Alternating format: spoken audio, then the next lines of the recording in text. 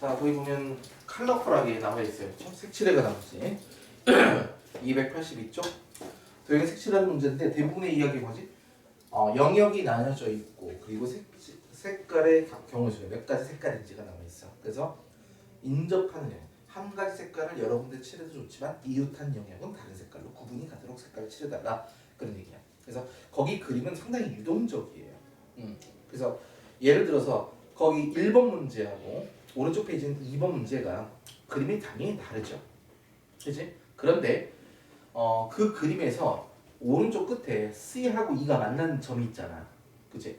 그 점이 E라는 게 C라는 글자 위에 오도록만 살짝 선이 옮겨지면 두 개의 그림은 똑같은 그림이에요. 그래서 그러니까 예를 들어 이런 거지. 지금 1번 그림은 어떻게 되어 있냐면 이렇게 되어 있잖아. 그쵸? 이 그림하고 이 그림하고 똑같은 그림이야. 맞아? 얘하고 똑같은 그림이에요. 그쵸? 근데 오른쪽 그림은 이렇게 근데 여기가 이렇게 돼 있단 말이지. 얘하고 얘가 이웃하지 않아. 그러니까 이 그림이 이렇게 돼 있으면 같은 그림이 된다. 그런 차이가 있어. 그러니까 되도록이면 어떤 영역을 기준으로 풀더라도 같은 정답이 나오는데 이왕이면 가장 많은 부분과 이웃돼 있는 영역을 기준으로 먼저 살펴보는 것이 좋겠다. 그래서 거기 책을 직접 봅니다. 1번 문제예요. 서로 단 5개의 색을 칠하려고 합니다. 그때 인접한 영역은 서로 다른 식으로 모습을 어떻게? 일단 가장 많은 인접한 부분이 D라는 부분이잖아. 알죠? 그죠? 거기서 칠할 수 있는 경우 수가 몇 가지가 될까요? 5가지죠. 그 다음 들어가서 가겠습니다. 거기다 쓰세요. 5라고 한번 써보시고 D에다가 D라는 영역에 그 다음에 왼쪽으로 돌아갈게요. A라는 영역에 그럼 몇 가지? 4가지. 그 다음 B에도 3가지. 그럼 색깔 몇 개 남았어? 2개 남았어.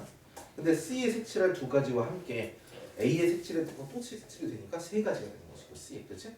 그럼 전체 5군데 중에 4군데 색칠됐으니까 2에 남아있는 색깔은 하나지만 A의 색칠한 것과 B의 색칠한 것 2가지가 또 포함될 수가 있죠. 그래서 2에도 3가지. 그래서 5, 4, 씀 이렇게 곱의 형태로 계산하시면 됩니다.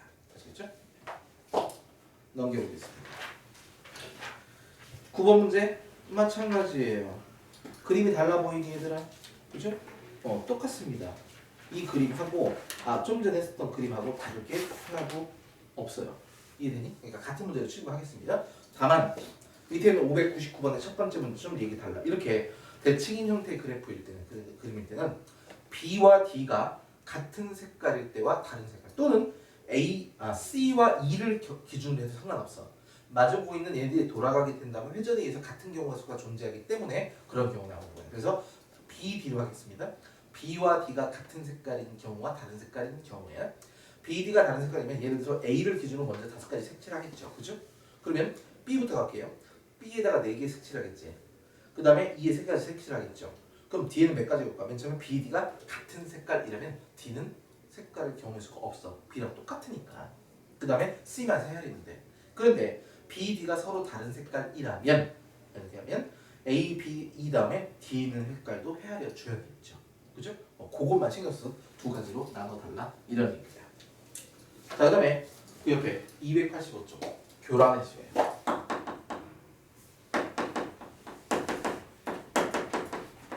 완전 수능. 이거는 지금 한 번 할 때 반드시 외워주세요. 예를 들면 이런 거지. 딱 신다.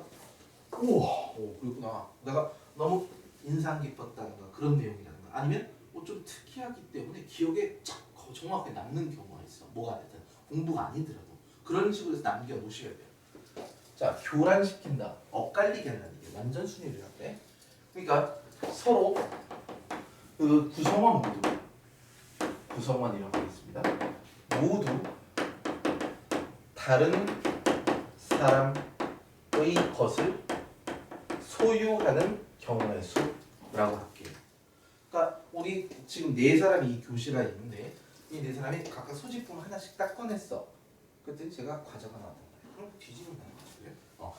딱 나왔어. 이렇게 그 중에서 임의로 하나씩을 딱 선택했더니 자기 걸 선택한 사람이 아무도 없어. 몇 가지가 되겠냐 이런 거예요. 그래서 인원수별로는 자 우리가 A1 한 가지 볼게. 한 사람이 딱 꺼내놨어. 지분 무조건 자기 거지. 그러니까 한 사람일 때는 경우의 수가 없어요.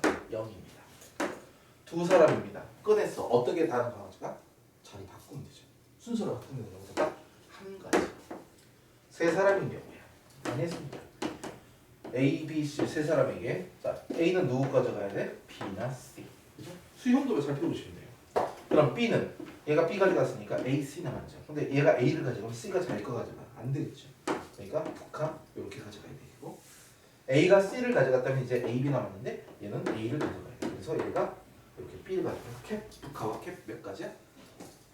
두 가지 경우가 있어요. 네 번째입니다. 그럼 네 번째가 뭐냐면 A, B, C, D가 있겠죠. 그 다음 얘가 B를 가져갈 수 있지. C, D겠지. 그럼 B가 얘가 A, B를 가져가는 경우에 대해서 이 세 가지가 몇 가지인가만 살펴보시면 돼요. 그럼 여기도 같은 경우의 수가 존재할 수밖에 없어. 근데 항상 모든 문제가 그러하진 않아요. 좀 제한 조건에 따라 달랐는데 얘는 가능해. 이렇게 살펴보면 세 가지가 구할 수가 있는데 얘들끼리 하나의 관계식이 있어요. 뭐냐면 AN은 n-1 곱하기 AN-1 AN-2 이 관계식성. 또 하나는 얘기 안 할게요. 그러니까 n번째 숫자는 뭐냐면 그 바로 전에 있는 연속한 두 개의 숫자의 합이야.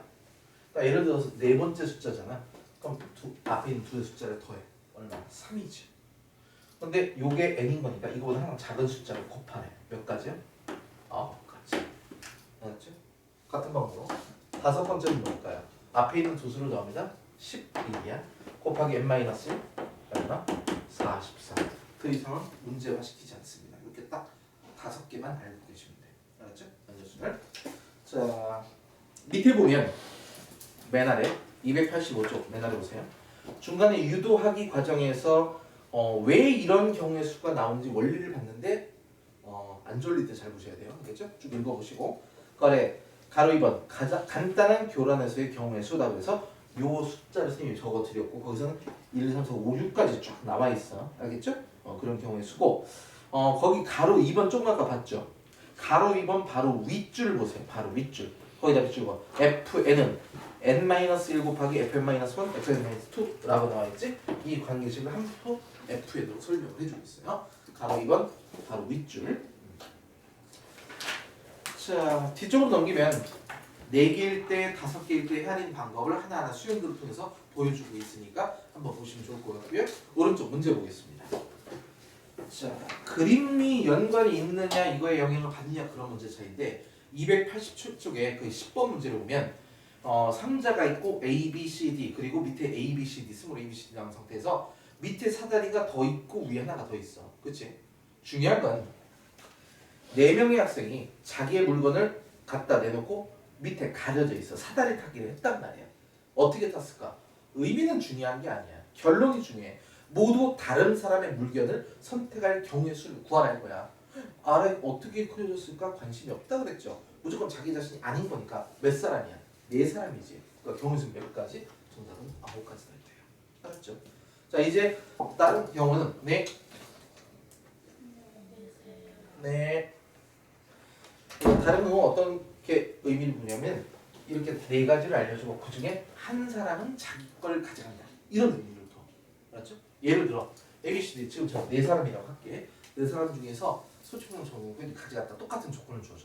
그런데 한 사람은 자기 것, 한 사람만 자기 것을 선택하는 경우의 수가 몇 가지냐? 그럼 어떻게 하면 될까? 자기 걸 선택한 한 사람이 몇 명이 됐어? 4가지가 있겠죠. A가 일 수도 있고 B일 수도 있고 C가 될 수도 있고 그죠? 그럼 이렇게 4가지가 되는 것이고 그럼 그 다음에 몇 사람? 3사람 남았지? 3사람이 다른 사람의 것을 수용하는 경우의 수 이런 형태로 언급을 해주시면 될 것 같다 이거예요. 맞죠? 그래서 그렇고 밑에 문제를 보시면 600번의 가로 2번 문제 보세요. 그 어두운 색깔 가나 조건 보이지? 가의 조건이 뭘까? 이 뜻이 뭔지 아는 사람? 가의 조건 x1, x2가 다를 때 fx1, fx2가 다르대. 무슨 뜻이니? 무슨 뜻이야? 함수에서 배웠어. 이게? 이렇다면 이렇게요. 좀 애들보다 늦게 대답하면 안 되지. 왜 그러지?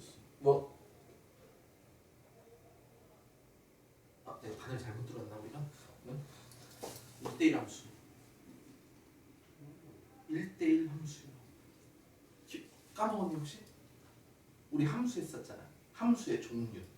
1대1 함수, 1대1 대응, 항등함수, 상수함수 이런 거 배웠잖아. 1대1 하나씩 대응시키는 거야.